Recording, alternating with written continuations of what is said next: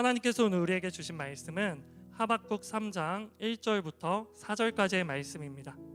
하박국 3장 1절부터 4절까지의 말씀을 제가 봉독하겠습니다. 이것은 시기 온옷 형식에 맞춘 예언자 하박국의 기도입니다. 오 여호와여, 나는 주의 명성을 듣고 두려웠습니다. 오 여호와여, 주께서 하신 일을 이 시대에 다시 새롭게 하셔서 이 시대에 알려지게 하소서. 진노 가운데서도 자비를 기억하소서. 하나님께서는 대만에서 오셨으며 거룩하신 분은 바란산에서 오셨습니다. 그분의 영광이 하늘을 덮고 땅에는 그분께 대한 찬송이 가득합니다. 그분의 광채가 햇빛과 같았고 두 줄기의 빗줄기가 그분의 손에서 번쩍이니 그 안에 그분의 권능이 숨겨져 있습니다. 아멘.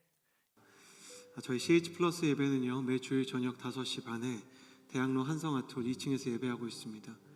예배에 참여하기 원하시는 분들은 주일에서 월요일 넘어가는 밤 12시에 열리는 예매 시스템을 통해서 예배를 예매해 주시면 좋겠습니다. 가슴에 손을 얹고 스스로를 축복하도록 하겠습니다. 저를 따라해 주시겠어요? 하나님은 나를 사랑하십니다. 나는 하나님의 사랑 안에 있습니다. 이 시간 말씀 앞에 나의 내일을 맡깁니다. 나는 절대로 이전과 같지 않을 것입니다. 아멘. 미로 속에서 어메이징 그레이스, 하나님의 큰 은혜를 발견하는 하박국의 이야기로 은혜를 나누고 있습니다. 오늘은 폭풍 속에 갇혔을 때라는 제목으로 은혜를 나누고자 하는데요, 2004년에 세계의 가장 큰 바다 중에 하나인 인도양에서 큰 지진이 해저에서 발생하게 됩니다. 해저에서 발생한 지진은 곧 쓰나미로 번져가기 시작했고, 이 쓰나미가 인도네시아의 수마트라 섬을 크게 덮치기 시작합니다. 이 쓰나미로 인한 사망자는요, 약간 놀라실 수 있는데 인도네시아 사람만 17만 명입니다. 하루에 목숨을 잃었어요. 또 남아시아 전체로 확대해보면 23만 명이 하루 만에 목숨을 잃었습니다. 부상자가 몇 명인지 아세요? 이게 무슨 전쟁도 아닌데 500만 명입니다. 정확한 수치를 계산할 여력조차 없는 대재앙이 하루아침에 일어나 버린 것입니다. 당시 해안을 덮친 쓰나미의 높이가 30m입니다. 건물 10층 규모예요. 속도는 800km예요. 800km의 속도면 항공기랑 속도가 똑같은 겁니다. 아파트만한 파도가 항공기 높이로 날아갔기 때문에 사람들은 대비가 되어 있지 않았고, 쓰나미가 지나간 이후 스마트라 섬을 보니까 남은 건 죽음과 폐허뿐이었습니다.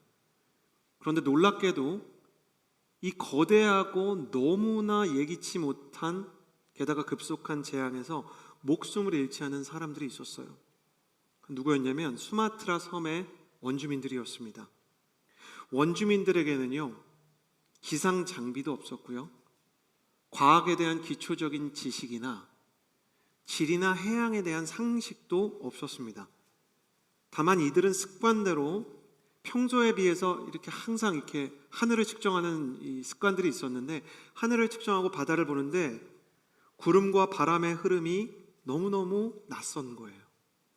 거기다 동물들의 대피가 산 위로 이어지는 것을 살펴보고, 그 동물들을 따라 막 토끼 따라 노루 따라 산 위로 전력으로 질주하기 시작했던 것이에요. 고산지대로 대피했던 수마트라 섬의 원주민들은 이 행동 때문에 목숨을 부지하게 되었던 것입니다. 문명인들도 원주민들도 똑같은 섬에 살았습니다. 똑같은 바다를 보고 있었고, 똑같은 동물들이 같은 섬 안에서 대피하는 것을 볼 수 있었지만, 쓰나미를 피한 것은 역설적으로 그 섬에서 부유한 사람들이었거나 선진국에서 휴가를 온 잘 교육받은 지식인들이 아니었습니다. 기상 장비를 관측하고 있었던 사람들조차 피할 수 없었던 상황 속에서 이 대재앙을 피했던 것은 약하고 무지했기 때문에 항상 기상을 매일같이 전 부족이 바라보고, 항상 기후에 대해 긴장하고 깨어 있었던 원시적인 원주민들이었던 것입니다. 여러분, 이것을 기억해 주십시오. 더 약하기 때문에 더 많이 준비되는 사람들이 있습니다. 더 모르기 때문에 더 깨어 있을 수밖에 없는 사람들이 있다는 것입니다. 성경은 모든 인생에는 폭풍이 찾아온다고 계속해서 경고합니다.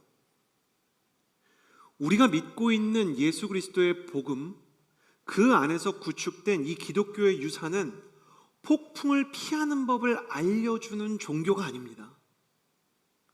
폭풍은 끝내 모든 사람의 인생을 덮친다고 성경이 얘기합니다. 심지어 우리가 산상수훈을 보면 그 하이라이트 지점이라고 이야기하는 마태복음 7장에서 주님은 이렇게 말해요.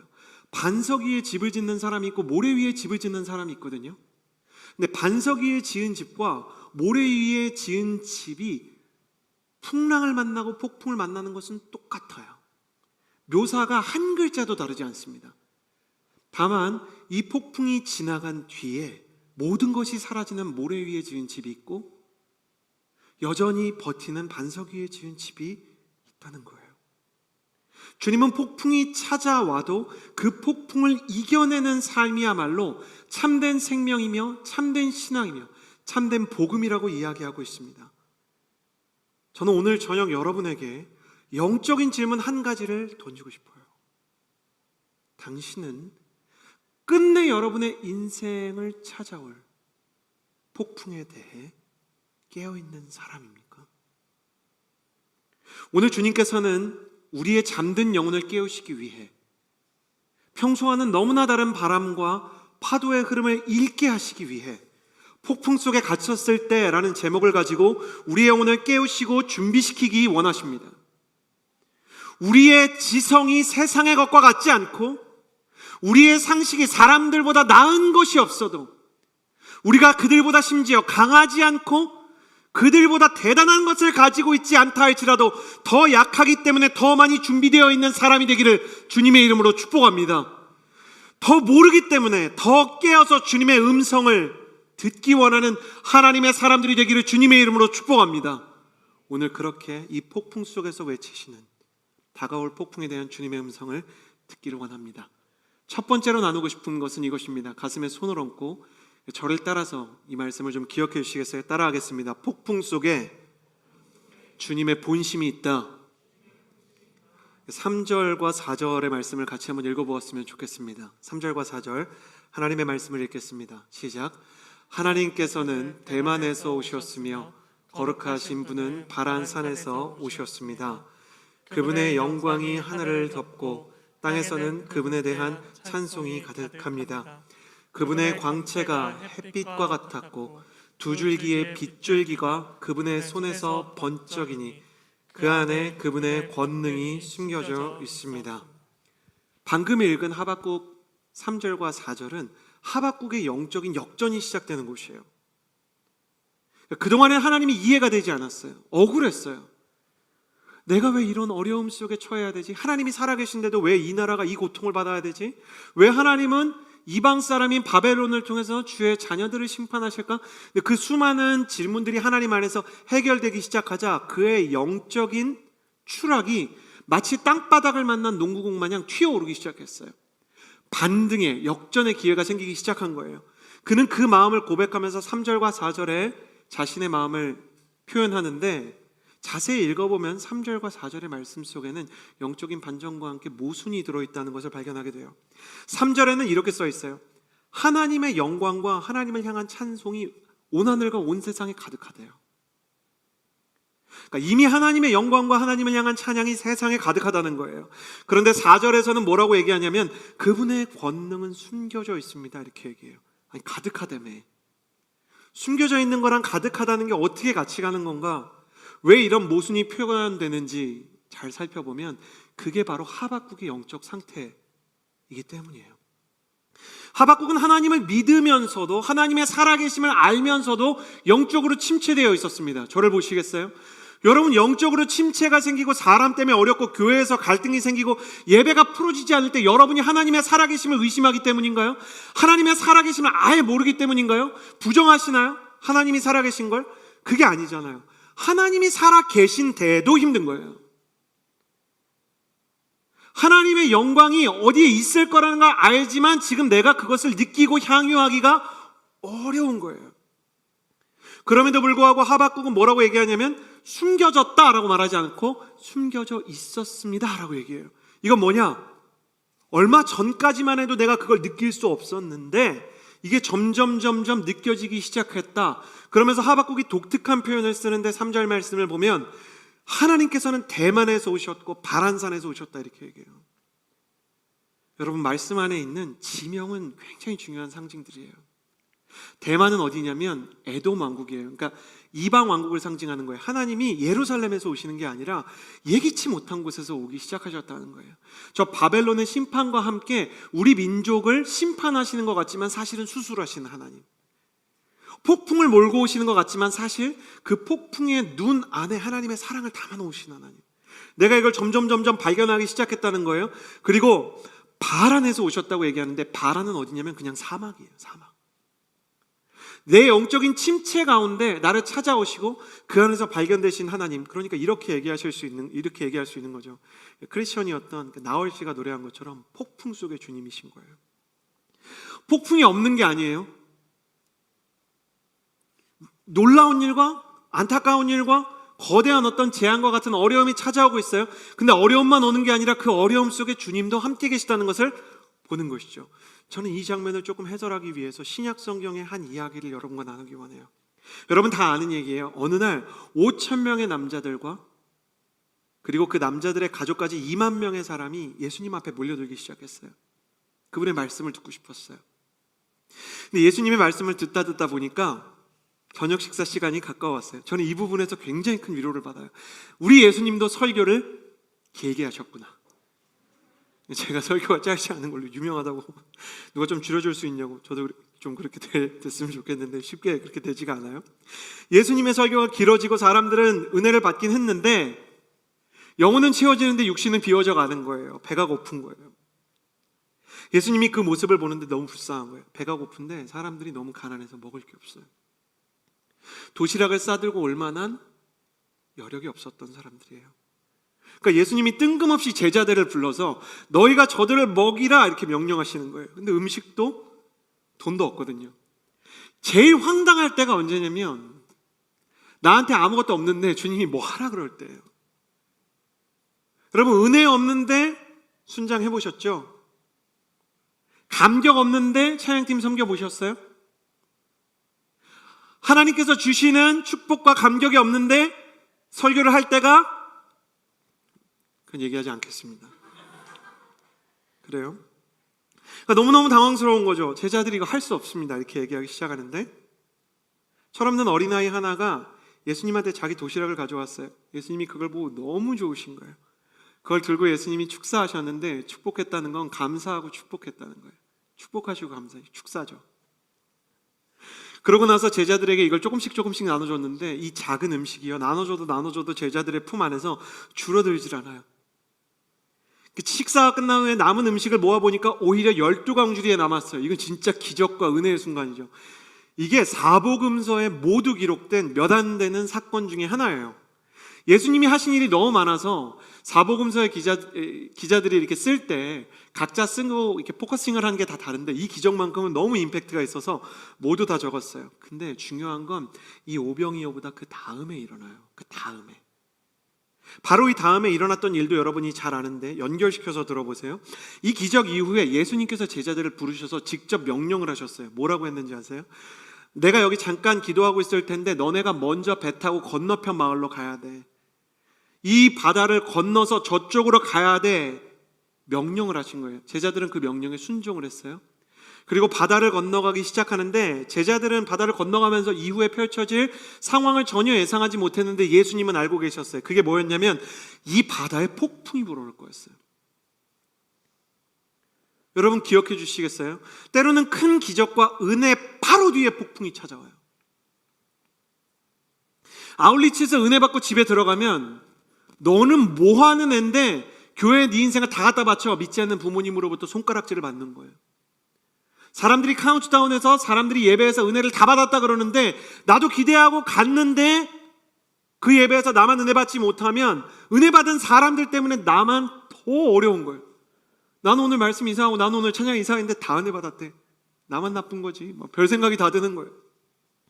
제일 큰 기적과 은혜 뒤에 찾아온 폭풍에 이 제자들이 속수무책으로 흔들리는 거예요. 하박국도 그러지 않았겠어요? 하박국이 하나님한테 덤벼들기 전에도 그는 뭐예요? 원래 선지자예요. 선지자라는 것은 하나님의 은혜와 임재와 기적을 경험한 사람들 아니에요?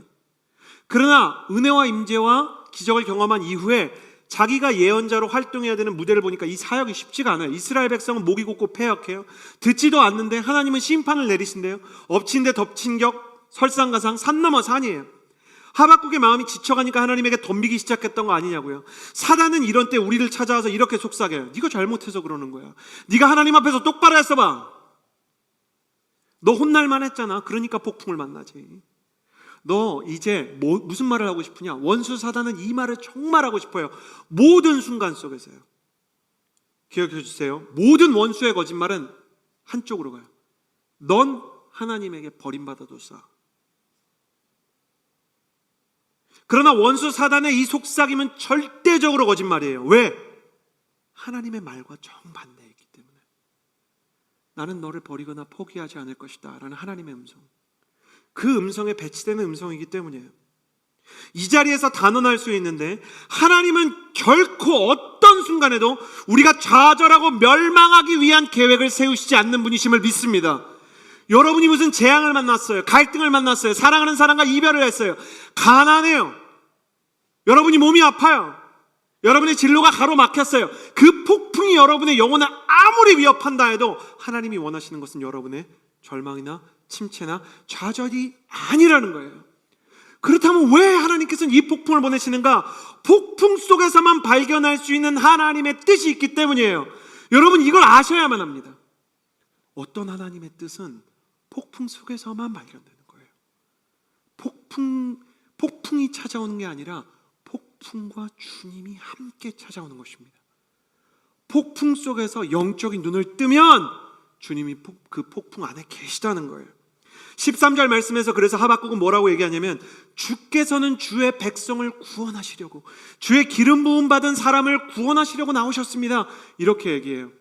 많은 사람들이 하박국에 대해서 무화과 나무의 피 마르고 라든지 오직 의인은 믿음으로 말미암아 살리라 이렇게 얘기하는데, 하박국을 전문적으로 연구한 학자들은 하박국 3장 13절이 하박국 전체의 주제라고 얘기해요. 주께서 심판을 주실지라도 주의 백성을 구원하시려고, 주의 기름 부은 사람을 구원하시려고 이 모든 일을 하신다는 거예요. 하나님은 당신을 무너뜨리기 위해서 재앙을 주시는 게 아니에요. 어려움을 허락하실지라도, 폭풍을 주실지라도 그 폭풍 속에서 주시기 원하시는 은혜와 선물과 능력의 성장이 있는 줄을 믿습니다. 그러므로 여러분 폭풍 속에서야말로 주님을 믿으셔야 돼요. 예수님은 좌절과 절망에 빠져서 믿음을 거의 잃어버릴 뻔한 바로 그 타이밍에 제자들을 찾아오시는데, 여러분이 아는 그 장면이에요. 무리를 걸어서 찾아오기 시작하세요. 이런 뜻인 거야. 아니야, 폭풍 속에서 절망하는 거는 너희를 향한 나의 뜻이 아니야. 절대 내가 너희를 절망시키거나 좌절시키려는 게 아니야. 저는 이 장면을 잊지 못해요. 당신이 정말로 폭풍 속에서 믿음을 잃으려고 하면 그분은 무슨 일을 하시는가? 무리를 뛰어서라도 당신을 찾아오겠다 이야기하시는 거예요. 처음부터 주님이 무리를 걸어오시려고, 예수님이 그거 자랑하려고 그러신 걸까요? 이거 봐라, 이거 봐라, 이거 봐라, 나 무리도 걸을 수 있다? 뭐 이런 거 보여주시려고? 그거는 저희 집에 있는 연준이가 딱지 칠 때 저한테 하는 거예요. 아빠 이거 봐, 이 큰 고무 딱지를 내가 넘길 수 있어, 뭐 그런 거. 문제집을 오늘은 50페이지까지 풀었어, 뭐 이런 거. 정체성과 자존감이 약한 사람들은 그렇게 하죠. 그러나 하나님은 무리를 걷는 걸 과시하려고 하는 게 아니에요. 뭐예요? 이 폭풍 속에서 만약 너희의 믿음이 흔들린다면, 내가 원한 메시지를 너희가 듣지 못한다면, 무리를 걸어서 뛰어서라도 내가 너한테 오겠다 말씀하고 계시는 거예요. 지금 저는 왜 이 자리에서 설교하냐? 예수님께서 무리를 뛰어서라도 여러분에게 가기 원하시기 때문입니다. 여러분이 폭풍 속에 있기 때문에 저를 통해서라도 이 폭풍을 뚫고 무리를 걸어오시는 예수님을 증거하고 싶으신 거예요. 그러나 예수님께서는 단순히 제자들을 위로하고 폭풍을 멈춰주는 것 이상을 원하셨어요. 자, 내가 이 폭풍 속에서 널 위해 걸어올게, 이거 넘어가는 거예요. 무리를 걸어서 제자들에게 오신 예수님은 훗날 이렇게 말씀하셨죠. 왜 오병이어의 기적을 기억하지 못하였느냐? 직전의 기적을 경험했잖니? 너희가 정말 놀라운 나의 은혜를 경험했잖니? 바로 얼마 전에 이 사건은 마치 40년을 이스라엘이 광야에서 방황했던 모세의 시대와 같은 거예요. 홍해를 건넜지만 3일이 지나자 죽고 싶다고 말했던 그들처럼 영원히 우리는 은혜 뒤에 폭풍이 찾아오면 은혜는 잊어버리고 폭풍만 바라보게 되는 것이죠. 예수님은 우리가 폭풍 속에서도 그분의 기적과 은혜를 잃어버리지 않기를 원하십니다. 폭풍 속에서도 하나님께서 하신 일과 그분의 사랑이 소멸되지 않기를 원하시는 것이죠. 주님께서 하박국을 찾아오셔서 이 폭풍 속에서도 내가 일하고 있고 나의 의도가 있고 나의 은혜와 사랑이 사라지지 않았다, 그것을 보여주셨기 때문에 주께서는 끝내 주의 백성을 구원하시려고 바벨론이 우리를 심판하러 오는 것 같지만 사실은 그것이 영적인 수술이 될 것이고 그 안에서 진정한 신앙이 살아날 것이고 주의 기름 부은 사람을 구원하시려고 예수님을 보내시고 온 민족에게 성령을 부어주시려고 이 모든 일을 하고 계시군요, 깨닫기 시작하시는 거예요. 여러분 생각해 보세요. 지난 수많은 시간 동안 여러분이 어떻게 CH 플러스 예배에 정착하게 되었습니까? 우리가 일요일 저녁에 예배를 시작한다 그랬을 때요, 우리를 사랑하는 마음으로 목사님과 장로님들이 사랑 어린 조언을 할 때 이렇게 저희가 힘드니까 이제 격려하시려고 원래 일요일 저녁에 예배를 드리는 건 굉장히 불리한 시간이라고, 사람이 심리적으로나 육체적으로나 제일 쉬고 싶은 시간이 일요일 저녁이라고 얘기를 했어요. 정확한 분석이죠. 그럼에도 불구하고 여러분은 무슨 이유로 제일 쉬고 싶은 이 시간에 공동체에서 예배를 드리고 계시냐고요. 여러분이 여기에서 예배를 드리고 여기에 정착하게 되었을 때 하나님께서 여러분에게 주셨던 은혜가 있었을 거예요. 다른 곳이 아니라 이 공동체에서, 이 자리에서, 여러분이 지금 점유하고 있는 그 좌석에서, 그 온라인에서 하나님께서 이 예배를 통해서 주셨던 은혜가 있기 때문에 여러분은 이곳에 자리하게 되었을 것입니다. 묻고 싶어요. 다시 그 은혜를 회복하고 싶지 않습니까? 폭풍이 불어온다 해도, 지진이 일어난다 해도, 여러분의 인생에 사람들이 어떤 어려움을 준다 해도 흔들지 못했던 그 은혜와 감격과 놀라운 하나님의 음성을 다시 듣고 싶지 않으십니까? 주님께서 그것을 회복시키고 싶으셔서 다시 폭풍을, 다시 어려움을, 때로는 다시 우리 인생을 흔들 만한 바람을 주실 때가 있다는 거예요. 우리는 얼마 전에 은혜를 받았어요. 그러나 취업이 실패하면 그 은혜가 날아가게 될 때가 있죠. 불과 한 달 전에 영적인 감격을 경험했다 하더라도 좋지 않은 의사의 진단과 질병이 찾아오면 좌절합니다. 우리는 이곳에서 하나님을 만났지만 경제적인 어려움이 찾아오면 하나님이 안 계신 것 같은 회의론에 빠질 때가 있습니다. 다시 한번 모든 것을 걸고 여러분에게 하나님의 마음을 전합니다. 하나님은 우리를 좌절시키거나 절망시키거나 우리의 신앙을 무너뜨리기 위해서 폭풍을 보내시는 분이 아니십니다. 다만 그분은 폭풍도 흔들 수 없는 은혜를 우리 안에 주기를 원하시는 하나님이십니다. 이것이 폭풍 속의 진심이에요. 질병을 만났습니까? 그 질병이 여러분의 믿음을 흔들 수 없게 되기를 주님의 이름으로 축복합니다. 사람의 말이 여러분을 핥힙니까? 사람의 말이 여러분을 핥힐 때에도 하나님의 말씀이 방패되어 여러분의 영적인 거룩한 자존감이 훼손되지 않기를 주님의 이름으로 축복합니다. 수많은 상황과 분주한 일상 때문에 여러분이 지쳐 쓰러져 나가고 있습니까? 그럼에도 불구하고 하나님께서 이 폭풍과 같은 상황 속에서 허락하신 예배마다 여러분의 영혼을 채워주시고 회복시켜주시는 역사가 일어나게 되기를 주님의 이름으로 축복합니다. 할렐루야. 여러분이 받은 은혜는 어디에 있습니까? 폭풍이 흔들지 못하는 은혜입니까? 아니면 폭풍 때문에 흔들리고 있습니까? 사랑하는 여러분, 지금 눈에 보이는 폭풍에 집중하고 쓰러질 때가 아닙니다. 젠센 프랭클린 목사님은 이 폭풍 속의 주님에 대해서 한마디로 이렇게 정리를 하셨어요. 내가 지금까지 너에게 한 일을 기억해다오. 내가 이번에도 이 폭풍 속에서도 절대 너를 버리지 않을 것이다. 폭풍 속에 여러분에게 다가오신 하나님의 본심을 여러분이 기도할 때, 또 여러분이 찬양할 때 누리게 되시기를 주님의 이름으로 축복합니다. 첫 번째 메시지는 폭풍 속의 본심, 두 번째 메시지는 폭풍 속의 노래입니다. 1절 말씀 같이 한번 읽어보았으면 좋겠습니다. 1절 함께 읽겠습니다. 시작. 이것은 시기 온옷 형식에 맞춘 예언자 하박국의 기도입니다. 시기 온옷은 뭐냐면 열정적인 노래를 얘기하는 거예요.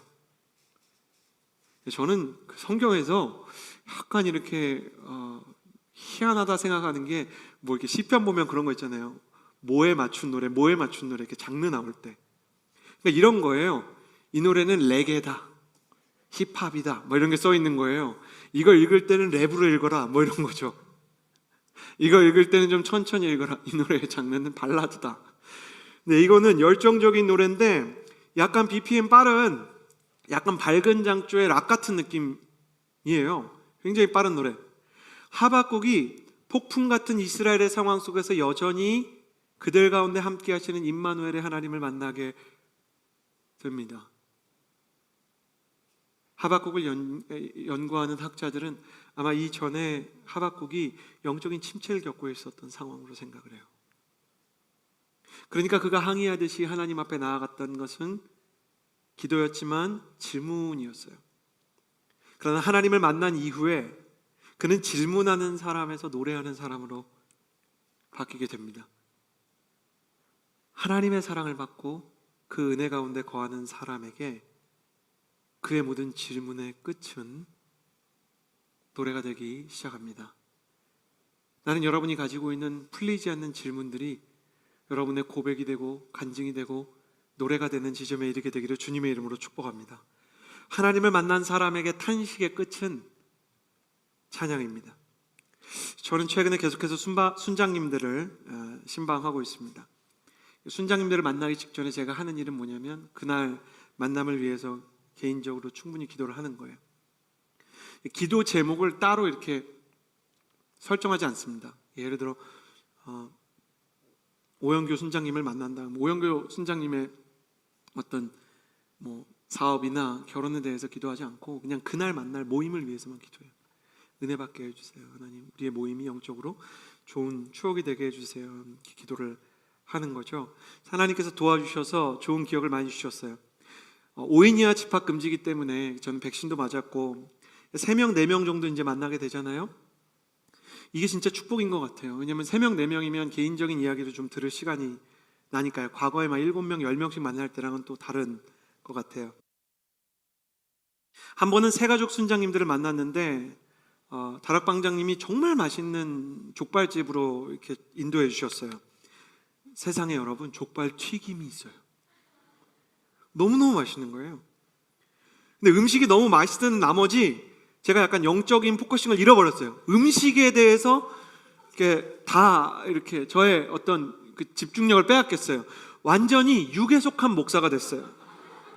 야, 도대체 너 이런 집을 어떻게 알았냐? 그리고 이 튀김이 너무 맛있다, 뭐 이런 얘기 하는데 하나님이 말씀하시는 거예요. 정신 차려. 너는 목자지 목사가 아니야. 먹방하러 온 게 아니야. 신방 온 거지.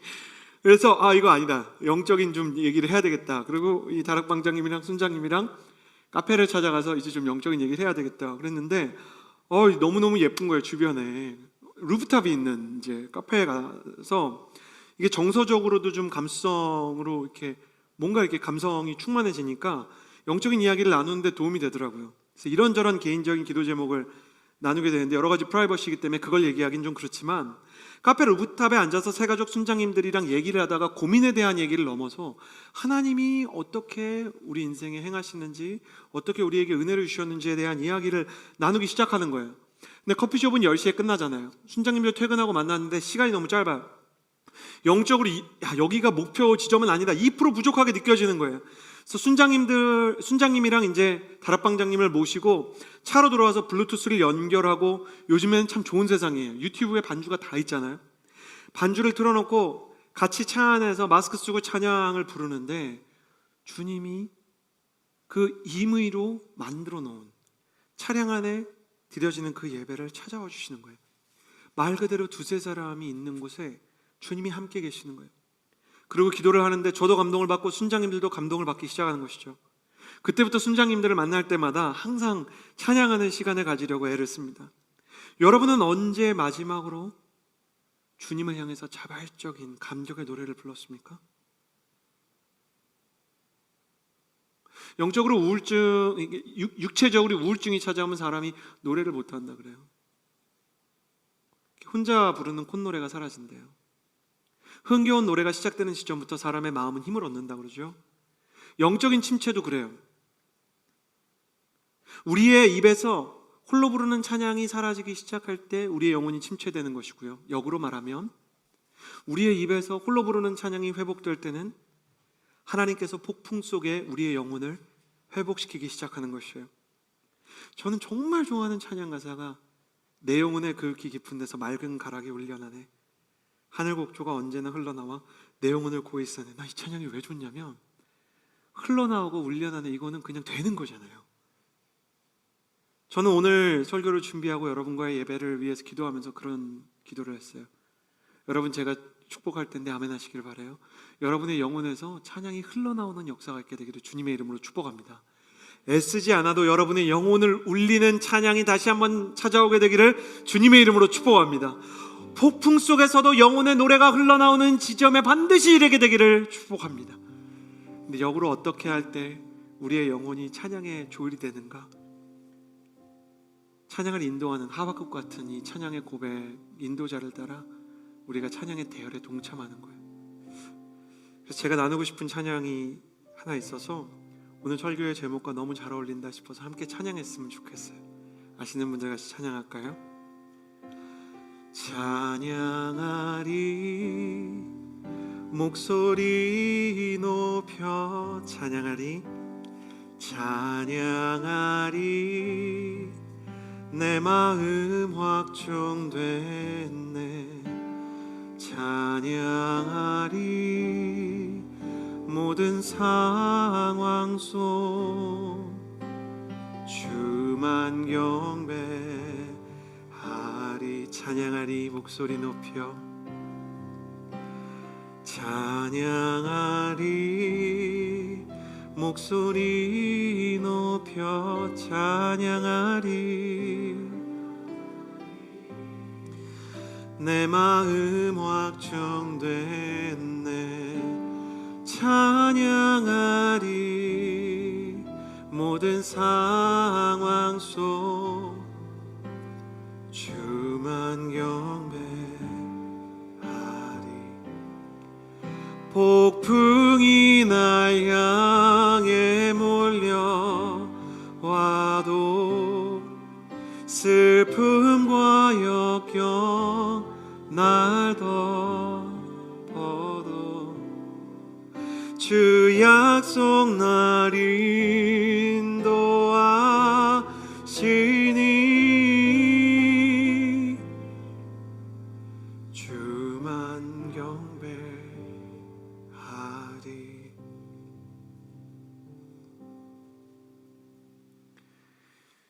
여러분 정말 그렇게 되길 원하지 않습니까? 폭풍이 몰려와도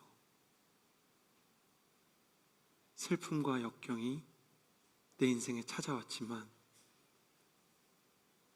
사단이 도둑질할 수 없는 예배, 사람이 흔들 수 없는 예배, 상황이 어떠하던 주님을 향해 진실로 드릴 수 있는 감사와 감격의 고백이 있게 되기를 원하지 않습니까? 하박국은 이 폭풍 속에서 노래하는 법을 찾았다고 합니다. 이것이 우리 신앙의 본질이 아닐까 생각해요. 폭풍이 있지만 찬양하는 것, 상황이 어렵지만 주님을 경배하는 것, 주님이 그 사람을 통해 수많은 사람을 회복의 길로 또한 인도하신다는 거예요. 축복합니다. 앞서 말씀드린 것처럼 폭풍 속에서 오히려 바다를 달려서라도 우리를 찾아오시는, 기억을 기록하라 말씀하시는 폭풍 속에 주님의 본심을 경험하게 되기를 주님의 이름으로 축복합니다. 또한 축복합니다. 폭풍 속에서 주님을 향한 찬양이 다시 회복되고 상황은 여전히 어려운데 주님을 향한 예배는 뜨겁게 되는 역사가 다시 한번 일어나 여러분을 이곳에 정착시키신 CH 플러스의 하나님께서 다시 그날의 은혜를 회복시키시는 역사가 일어나게 되기를 주님의 이름으로 축복합니다. 할렐루야. 폭풍 속의 메시지 세 번째, 폭풍 속에서 부흥이 시작된다입니다. 가슴에 손을 얹고 저를 따라해 주시겠어요? 폭풍 속에서 부흥은 시작된다. 우리 2절 말씀을 같이 한번 읽어보겠습니다. 2절 함께 읽겠습니다. 시작. 오 여호와여, 나는 주의 명성을 듣고 두려웠습니다. 오 여호와여, 주께서 하신 일을 이 시대에 다시 새롭게 하셔서 이 시대에 알려지게 하소서. 진노 가운데서도 자비를 기억하소서. 2절 말씀에 보면 주께서 하신 일을 이 시대에 다시 새롭게 하셔서 이 시대에 알려지게 하소서.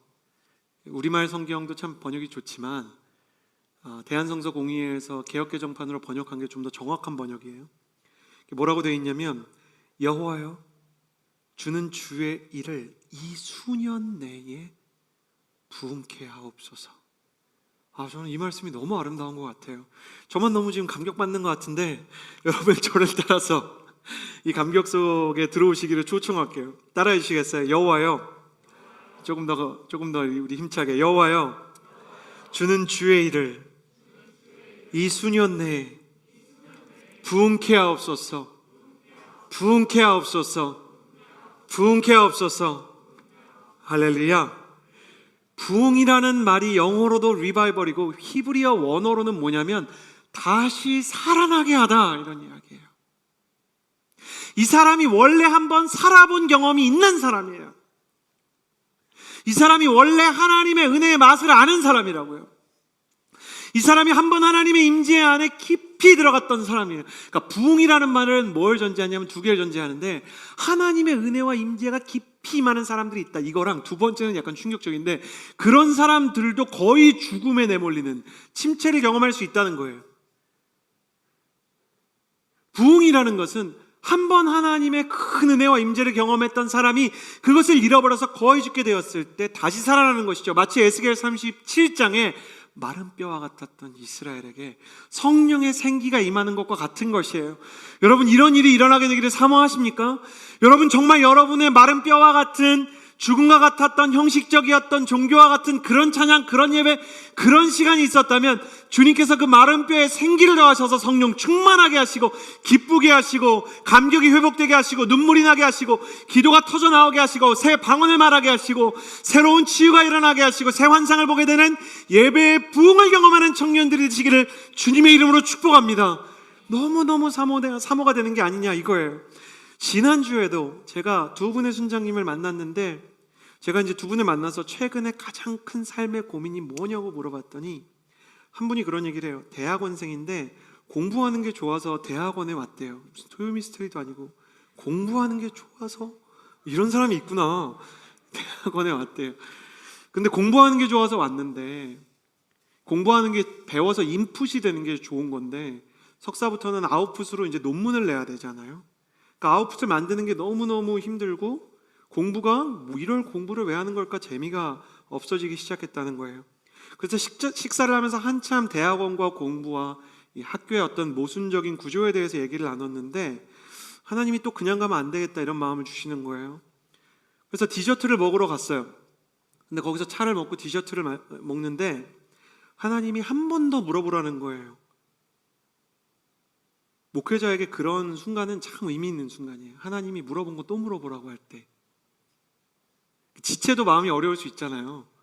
요즘에 뭐가 제일 힘들어? 이렇게 물어봤는데, 헤어졌어요? 이렇게 물어봤는데 조금 있다가 다시 또 물어본다고 생각해보세요. 목사님이 그래, 요즘에 뭐가 힘들어? 이상하잖아요. 나의 힘듦의 원인을 의심하시는 건가요? 뭐 이럴 수도 있고, 목사님 기억 못 하시나요? 뭐 이럴 수도 있잖아요. 그래서 별로 하고 싶지 않은 일이에요. 그런데 하나님이 하라고 하셔서 물어보는데, 혹시 가장 큰 삶의 고민이 다른 건 없냐고. 제가 마음 어려운 걸 아시고 하나님이 질문 하나를 더 해주셨는데, 혹시 정말로 원하는 기도 제목이 따로 있지 않냐고. 사실 목사님 대학원보다 더 큰 고민이 있다는 거예요. 이분이 순장님인데 이렇게 표현을 했어요. 목사님, 저는 복음을 잘 모르는 것 같아요. 내가 죄인인 것도 잘 모르겠고 예수님이 날 위해서 주시는 사랑에 대해서도 잘 모르는 사람인 것 같아요. 근데 잘 들어보는데 잘 계속 얘기를 들어보니까 이 영적인 미로와 혼란에 대한 원인과 책임을 자기한테 다 전가시키는 거예요. 어떤 영적인 은혜와 감격이 사라졌는데 이 시간이 너무 힘들어서 원인을 찾기 시작했어요. 그래서 원인을 찾다 보니까 하나님을 탓할 수는 없잖아요. 그러니까 스스로를 탓하게 되는 거죠. 어려움이 찾아오면 사람이 뭔가 탓을 하고 원인을 찾아야 되는데 셋 중에 하나예요. 하나님 탓하든지 다른 사람 탓하든지 아니면 나를 탓하는 거예요. 그 순간에 성령님께서 말씀을 주시는데, 이 목사, 내 딸이 원하는 건 영적인 감격이야. 자기 자신을 탓하지 않도록 도와줘야 돼. 그래서 하나님이 말씀하시는 대로 그대로 컨트롤 CV 붙여넣기 하듯이 말했어요. 순장님이 원하는 건 다른 게 아니에요. 영적인 감격을 다시 찾고 싶은 거예요. 그러면서 설명을 하기 위해서 인지심리학을 인용하게 되었어요. 김경일 교수라는 인지심리학자가 있으세요. 이분이 이런 얘기를 하세요. 사람들한테 뭘 좋아하는지를 물어보면 어떤 사람들은 뭘 싫어하는지를 말해요. 예를 들어 볼게요. 비서한테 가서 혹시 회장님께서 뭘 좋아하십니까? 어떤 비서가 이렇게 대답하는 거예요. 저희 회장님은 시끄럽지 않은 환경을 좋아하십니다. 그건 좋아하는 걸 말한 게 아니에요. 싫어하는 걸 말한 거지. 저희 회장님은 시끄러운 걸 싫어하십니다죠.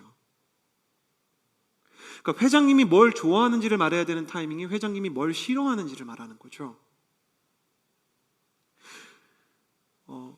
어떤 리더한테 가는데 이 리더는 뭘 좋아합니까? 측근에게 물어봤는데 측근이 이렇게 대답할 때가 있는 거예요.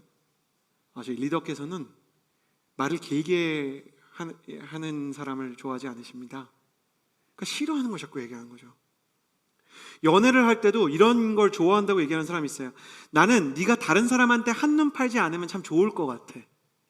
그건 좋은 게 아니에요. 내가 싫어하는 걸 얘기하는 거죠. 한눈 팔면 싫어. 아내와 여행을 갔는데 아내가 이제 제가 여행을 열심히 준비했는데 이제 아내가 알아주지 않으니까 당신이 알아주지 않는 걸 돌려서 좀 알아주면 좋을 것 같아 라고 얘기를 하려고 하는데 성령님이 시킨 건 영 딴판이었어요. 뭐냐면 내가 당신의 사랑을 느끼기 원하는 것 같아. 난 당신의 사랑이 없이는 아무리 목회자로 목회를 잘하고 있어도 좀 무가치한 사람처럼 느껴질 때가 있어. 난 당신의 사랑이 필요해. 제가 원하는 건 아내의 사랑이더라고요. 여러분은 무엇을 기도하고 계십니까? 수많은 청년들이 싫어하는 일들이 기도 제목의 최상단에 있어요. 하나님 질병 고쳐주세요. 하나님 정말 싫어하는 상사가 있는데 이 사람을 어떻게 치워주시든지 아니면 제가 이 사람을 좀 용서하게 해주시든지. 이런 기도도 좋은 거예요. 해결해야 돼요. 극복해야 돼요. 다만 이 기도는 다시 앞으로 돌아가면 폭풍에 대한 기도예요. 폭풍이 사라진다 해서 그 인생이 행복해지는 건 아닌 거예요. 연준이 연이랑 롯데월드에 가잖아요. 에버랜드에 가잖아요. 그러면 애들이 머리에 왜 그런지 모르겠어요. 그 짐승들처럼 이렇게 귀 끼고 다니잖아요. 그러면 관심 없던 것도 자기랑 비슷한 또래 애들이 이렇게 동물 귀를 이렇게 짐승의 귀를 짐승 좀 안 좋은 표현 같아요. 동물의 귀를 이렇게 너구리 귀 같은 걸 끼고 다니면 그걸 껴야 되겠는 거예요. 애들이 풍선 들고 다니면 그 풍선 가져야 되는 거예요. 왜? 그걸 못 가지면 불안한 거예요. 여러분 다 아시죠? 이게 비밀이 뭐예요? 이 짐승이 아니라 동물 머리띠의 비결이 뭐예요? 그거 강남역에서 끼고 다니는 분 계세요? 남들이 끼고 다니니까 괜히 껴야 될 것 같아서 끼는 거예요. 왜 그래요? 그거는 놀이공원에 옛날부터 내려오는 어린이를 향한 불안한 마케팅인 거예요. 그러니까 이걸 못 가진 상황이 싫으니까 회피하기 위해서 이게 필요한 거죠. 그 아이가 진짜 원하는 건 이게 아닌 거예요. 그게 없어도 큰 문제 일어나지 않아요. 그 디자이어는 집에 오는 순간에 사라져버려요. 하루 지나면 없어질 거예요. 우리는 너무 폭풍을 바라보는 나머지 싫어하는 일들을 기도 제목으로 정하고 싫어하는 일을 기도 제목으로 정한 나머지 우리가 원하는 것이 무엇인지를 발견하지 못하고 지나갈 때가 너무 많아요. 폭풍이 지나가는 것은 우리의 삶에 주어지는 최고의 축복이 아닙니다. 우리 인생 최고의 축복은 그 폭풍을 뚫고 바닷길을 뛰어오시는 주님을 만나는 거예요. 우리가 진짜 원하는 건 뭔가? 누군가 저에게 목사님이 정말 원하는 건 뭡니까? 라고 물어본다면, 목사님이 정말 가장 원하시는 게 뭐예요? 라고 물어보신다면, 저는 나와 우리 청년들 모두가 부흥을 경험하기 원합니다 라고 대답하고 싶어요. 누군가 다시 저에게 부흥이 무엇입니까? 라고 물으면 오직 하나님만이 주실 수 있는 영적인 감격을 경험하고 그 감격이 사라지지 않아서 인생 전체에 영향을 끼치기 시작하는 게 부흥입니다 라고 얘기할 거예요. 여러분 뭔지 아시겠어요? 하나님이 주신 어떤 감격이 여러분 인생 전체의 힘이 되는 것입니다.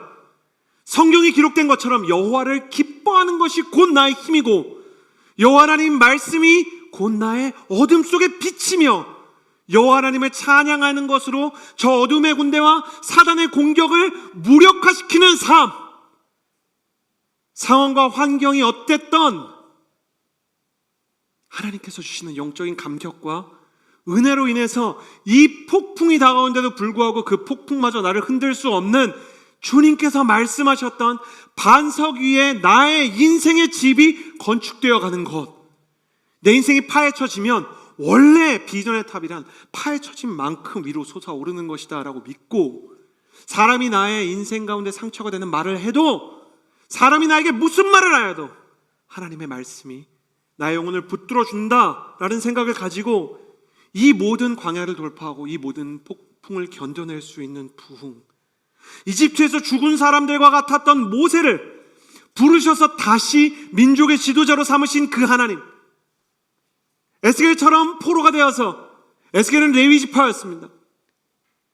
25살에 포로로 끌려간 그는 유일한 인생의 목표가 30세가 돼서 제사장이 되는 거였는데 25살에 끌려가니까 다시는 제사장이 될 수 없는 암울한 처지에 임했어요. 주님께서 30세의 그의 영혼을 바벨론의 그발강가에서 찾아와 주세요. 그리고 거기에서 그를 제사장이 아닌 영적인 지도자로 삼아 주셨어요. 그는 평생 제사장이 되지 못했지만 영원한 하나님의 선지자로 남게 되었어요. 그런 그가 마른 뼈가 살아나는 환상을 본 것은 실은 이스라엘을 향한 것이었지만 동시에 자기 자신을 향한 것이었어요. 여러분 생수의 강도 경험하고 동시에 마른 뼈도 경험해 보셨습니까? 여러분의 인생 가운데 정말로 여기는 건너갈 수 없다라고 생각하는 사망의 음침한 골짜기를 거닐고 있을 때가 있냐고 물어보는 거예요. 그럼에도 불구하고 하박국과 같은 마음이 있기 때문에 우리는 이 자리에 있어요. 무엇입니까? 여호와여, 주는 주의 일을 이 수년 내에 부흥케 하여 주옵소서. 하나님, 너무 힘든 이 폭풍의 시기가 다 지나가기도 전에 우리 세대에 다시 한번 주님의 영적인 감격과 충만과 성령의 역사가 일어나게 하여 주옵소서. 나는 그 지점을 꿈꾸고 바라보는 사람입니다. 제가 여러분과 비슷한 세대를 살기 때문이 아니라 나는 하나님 안에서 언제까지고 청년이고 싶어요. 내 마음속에는 누구도 끌 수 없는 부흥을 향한 열망의 불이 있어요. 나는 여러분이 다시 살아남는 모습을 보기 원해요. 여러분 한 사람 한 사람이 성령의 충만으로 방언을 말하고 여러분 한 사람 한 사람이 여러분의 인생의 폭풍을 견뎌내는 그 지점에 이르게 될 것을 믿어요. 전혀 의심하지 않아요. 전혀 의심하지 않아요. 단 한순간도 의심함 없이 난 하나님께서 여러분 한 사람 한 사람을 일으키시는 죽은 자 가운데서 에게이로 일어나라 말씀하시는 하나님이라는 것을 믿는단 말입니다. 베드로와 요한이 성령의 충만을 경험했을 때 안진뱅이를 일으키러 가서 그에게 일어나라 말하잖아요. 나사렛 예수 이름으로 일어나 걸어라. 여기서 일어나라 라는 말은 에게이로라는 단어인데 이 에게이로는 우리 구주 예수를 죽은 자 가운데서 일으키신 그 사건을 얘기해요. 하나님께서 예수님을 죽은 자 가운데서 일으키신 것처럼 저를 보시겠어요?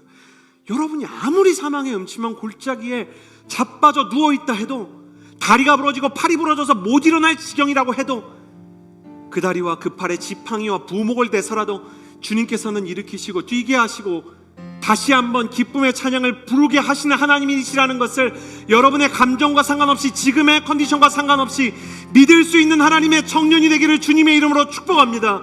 여호와여, 주는 주의 일을 이 수년 내에 부흥케 하여 주옵소서.